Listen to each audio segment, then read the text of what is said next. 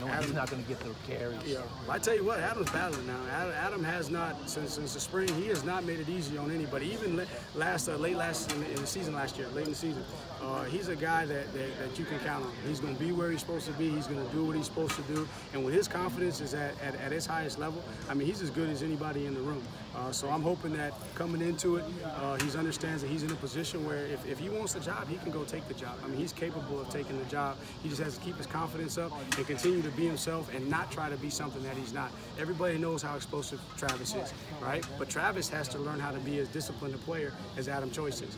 And that's what gives Adam an opportunity to compete. So without him in the room, you don't see the development of the young guys, being able to get up to speed with what we ask them to do.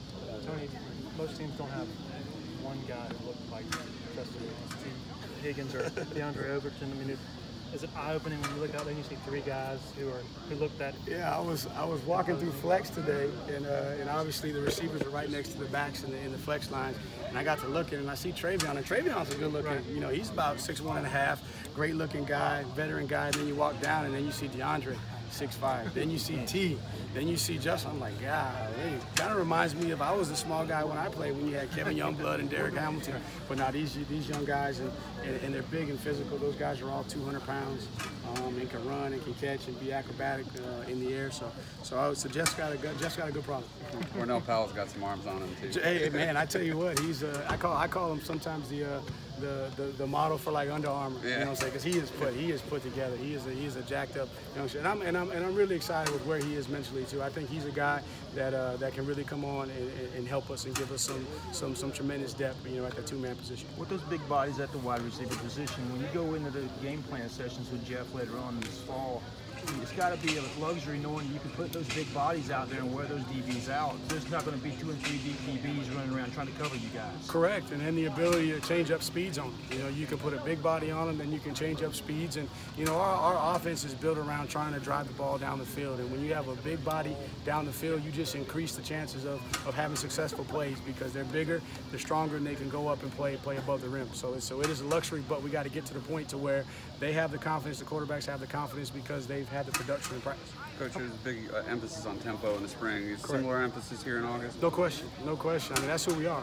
We're a two-minute pace, and obviously, over time, with Deshaun, you give Deshaun the ability to do some things, But at the same time, we still got to get back to our core, playing fast, until we get to that point to where, a quarterback can manage the system and maybe slow you down in some certain situations. But the emphasis now is we want to be fast. Do you know what Travis is benching right now? I'm not sure, but I think it's. I don't want to say it wrong. I'm not sure. How do you work the first team reps between the quarterbacks, and is that something that you reevaluate after every practice, after every few practices, or?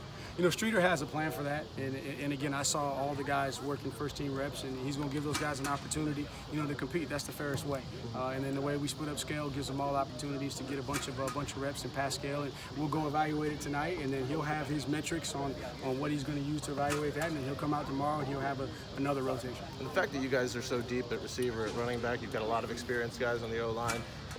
Playing with the so-called twos is not, that is almost like playing with the ones for a lot of teams maybe. Does it give you guys maybe a better look at more guys when you can have the ones and twos out there, and it doesn't really matter which quarterback is with them, they're getting a really good look at what those guys are doing? Right, I think that just goes to creating competition.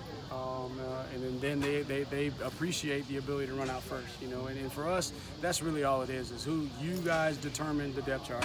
And then one of you is going to put yourself in position to run out first, but that doesn't mean that you're going to get all of the plays. So we try to prepare everybody as if they're a starter, and then throughout the course of camp, we'll determine what a depth chart is. We'll start there, and then we'll let the guys go compete in the game as well.